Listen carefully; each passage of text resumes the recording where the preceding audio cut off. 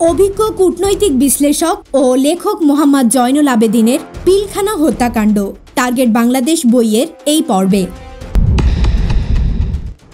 এই নির্মম হত্যাকাণ্ড কোনোভাবেই বিডিআর জওয়ানদের মস্তিষ্ক থেকে আসেনি। এ ঘটনার পেছনে কোনো বহিঃশক্তি জড়িত ছিল।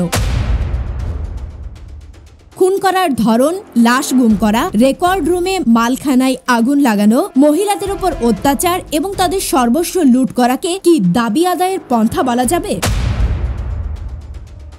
প্রতিকূল পরিবেশেও বিডিআর জওয়ানরা সঠিকভাবে নেতৃত্ব ও পরিচালনার কারণে তাদের ভারতীয় প্রতিপক্ষ বিএসএফ এর ওপর শ্রেষ্ঠত্ব প্রতিষ্ঠায় সক্ষমতা দেখিয়েছে।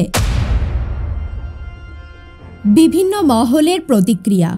বাংলাদেশের সশস্ত্র বাহিনী স্বাধীনতা ও সার্বভৌমত্বকে দুর্বল করে এর অস্তিত্ব বিপন্ন করার উদ্দেশ্যে পিলখানায় বিডিআর সদর দপ্তরের এ বিপর্যয় ঘটানো হয়েছে। বাংলাদেশি জনগণ, বিশেষত সামরিক বিশেষজ্ঞ ও বিশ্লেষকরা এ বিপর্যয়ের পেছনে একটি অদৃশ্য বিদেশি শক্তির চক্রান্ত সক্রিয় ছিল বলে মনে করেন। বিডিআরের সাবেক মহাপরিচালক মেজর জেনারেল অবসরপ্রাপ্ত রেজাকুল হায়দার একটি বাংলা সাময়িকীর সাথে এক সাক্ষাৎকারে বলেছেন, আমি কোনোভাবেই বিশ্বাস করতে পারছি না যে বিডিআর জওয়ানরা তাদের নেতৃত্ব ও পরিচালনাকারী সেনা কর্মকর্তাকে এমন নির্দয়ভাবে হত্যা করতে পারে। জওয়ানদের দাবিতে এমন কিছু ছিল না যে যার প্রেক্ষিতে তারা আইন হাতে নিয়ে তাদেরকে খুন করতে পারে। এর সাথে অবশ্যই কোনো চক্রান্তকারী জড়িত ছিল। বিডিআর গঠনে সেনা কর্মকর্তাদের অবদানের প্রতি ইঙ্গিত করে সাবেক মহাপরিচালক বলেন, সেনাবাহিনীর যোগ্য নেতৃত্বের কারণেই বিগত বছরগুলোতে বিডিআরের এমন গৌরবজনক প্রশংসা অর্জন করে। বিডিআর এখন সুসংগঠিত সংস্থা, যা কমবেশি সেনাবাহিনীর মতোই। তাদের প্রশিক্ষণ এর যথার্থতা প্রমাণ করে। তাদেরকে সেনাবাহিনীর পোশাক পরানো হলে কেউই বলবে না যে তারা বিডিআর জওয়ান। তারা কেবল পোশাককেই বিডিআর। বস্তুত উভয় সংস্থার গুণগত মান প্রায় সমান সমান। বিডিআর জওয়ানদের দায়িত্ব সীমান্ত পাহারা দেয়া। অন্যদিকে কোনো দেশের সাথে যুদ্ধ শুরু হলে বিডিআর জওয়ানরা সেনাবাহিনীর অংশ হিসাবেই কাজ করবে বলে তিনি মন্তব্য করেন। তিনি দুঃখ প্রকাশ করে বলেন, সেনা কর্মকর্তাদের প্রতি বিডিআর জওয়ানদের যে আস্থা বিদ্যমান ছিল তা চরমভাবে ক্ষতিগ্রস্ত হয়েছে। বাংলাদেশ সেনাবাহিনী দেশের স্বাধীনতা ও সার্বভৌমত্ব রক্ষা করা। তারা বারংবার দেশকে বিপর্যয় ও প্রাকৃতিক দুর্যোগের হাত থেকে রক্ষা করেছে। বাংলাদেশ সেনাবাহিনী ধ্বংস হলে কারা উপকৃত হবে? এ দুঃখজনক ঘটনায় কারা ক্ষতিগ্রস্ত এবং কারা লাভবান হবে? বিডিআর মহাপরিচালকের সীমাবদ্ধতা ব্যাখ্যা করে তিনি বলেন, বিডিআর প্রধান জওয়ানদের দাবি পূরণের যথাযথ কর্তৃপক্ষ নয়। তাদের দাবি পূরণের দায়িত্ব সরকারের। মহাপরিচালকের দায়িত্ব হলো কোনো দাবি থাকলে তা সরকারকে জানানো। প্রত্যেক সরকারই দাবির পর দাবি পূরণ করে চলেছেন এবং বিডিআর জওয়ানদের সুযোগ সুবিধা ক্রমান্বয়ে বেড়েই চলেছে। প্রত্যেক মাসে বিডিআর দরবার অনুষ্ঠিত হয়। যে কোনো বিডিআর জওয়ান তার সমস্যাদি উপস্থাপন করে মহাপরিচালকের সাথে খোলামেলা কথা বলতে পারেন। সুতরাং দাবি পূরণের অজুহাতে হাতে অস্ত্র তুলে নেয়ার প্রয়োজন ও সুযোগ নেই। এই বিপর্যয়ের পেছনে অন্য কোনো আরও কারণ এবং শক্তি সক্রিয় ছিল। বিডিআরের আরেক সাবেক মহাপরিচালক মেজর জেনারেল অবসরপ্রাপ্ত আনোয়ার হোসাইন বাংলাদেশের প্রভাবশালী দৈনিক পত্রিকা ইত্তেফাক এর সাথে আলাপকালে এই হত্যাকাণ্ডকে বিশ্বের মধ্যে লোমহর্ষক জঘন্যতম হিসাবে উল্লেখ করেন। তিনি বলেন, এই হত্যাকাণ্ডের মূল উদ্দেশ্য ছিল সেনাবাহিনী ও বিডিআরকে সাংঘর্ষিক অবস্থায় মুখোমুখি দাঁড় করানো, বাংলাদেশের সমৃদ্ধি প্রতিহত এবং দেশের ভেতর নৈরাজ্য সৃষ্টি করা। তিনি বলেন, এই নির্মম হত্যাকাণ্ড কোনোভাবেই বিডিআর জওয়ানদের মস্তিষ্ক থেকে আসেনি। এ ঘটনার পেছনে কোনো বহিঃশক্তি জড়িত ছিল। তাদের স্বার্থ চরিতার্থ করতে দেশকে চরম সংকটে ঠেলে দেওয়ার উদ্দেশ্যে স্বার্থান্বেষী মহল এ চক্রান্ত পাকিয়েছে। উচ্চপদস্থ সাবেক সেনা কর্মকর্তা ও প্রতিরক্ষা বিশ্লেষকরা এই হত্যাকাণ্ডকে দীর্ঘদিনের গোপন চক্রান্তের প্রতিফলন হিসাবে চিহ্নিত করেছেন। তাদের মতে এমন একটি বিপর্যয়ের নীল নকশা প্রণয়ন বিডিআর জওয়ানদের পক্ষে কিছুতেই সম্ভব নয়। একটি শীর্ষস্থানীয় বাংলা সাময়িকী সাপ্তাহিক 2000-এর ঘটনার ওপর সমাজের বিভিন্ন স্তরের প্রখ্যাত ব্যক্তিবর্গের মতামত তুলে ধরেছে।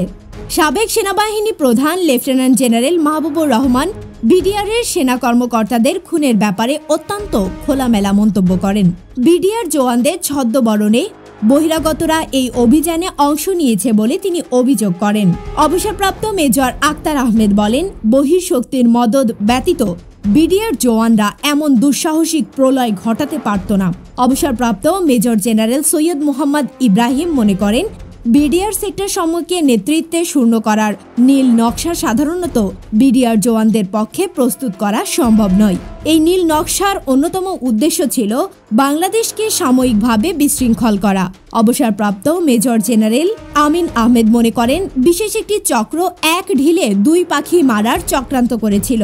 তারা আমাদের সুশৃঙ্খল সীমান্তরক্ষী বাহিনীকে কলঙ্কিত, হেয়, ঘৃণিত ও দুর্বল করত। দেশে আইন শৃঙ্খলা পরিস্থিতির অবনতি ঘটিয়ে বিডিআর ও সেনাবাহিনীকে মুখোমুখি অবস্থানে নিয়ে আসতে চেয়েছিল। ডক্টর ফখরুদ্দিন আহমেদের নেতৃত্বাধীন তত্ত্বাবধায়ক সরকারের অন্যতম উপদেষ্টা সুলতানা কামাল বলেন, ইহা সমগ্র দেশ এবং গণতন্ত্রের ওপর একটি মরণঘাত বিশেষ। এই গণহত্যা কেবলমাত্র দাবি আদায়ের উদ্দেশ্যেই ঘটানো হয়নি, বরং গভীর ও সুসংবদ্ধ চক্রান্ত থেকেই সংগঠিত হয়েছে। খুন করার ধরন, লাশ গুম করা, রেকর্ড রুমে মালখানায় আগুন লাগানো, মহিলাদের উপর অত্যাচার এবং তাদের সর্বস্ব লুট করাকে কি দাবি আদায়ের পন্থা বলা যাবে? প্রখ্যাত অর্থনীতিবিদ অধ্যাপক আনু আহমেদ বলেন, এই হৃদয় বিদারক ঘটনা কেবল বর্তমানের জন্যই নয়, দেশের ভবিষ্যতের জন্যও ঝুঁকিপূর্ণ। এই ঘটনা বিডিআরকে চরমভাবে ক্ষতিগ্রস্ত করেছে। এটা আমাদের মনস্তাত্ত্বিক ভাবে বিব্রত করেছে। এই গণহত্যার জন্য আমাদেরকে চরম মূল্য দিতে হবে। অধ্যাপক আনু আহমেদ মনে করেন, এই লোমহর্ষক ঘটনার মাধ্যমে জনগণের আত্মবিশ্বাসকেও বিলীন করা হয়েছে।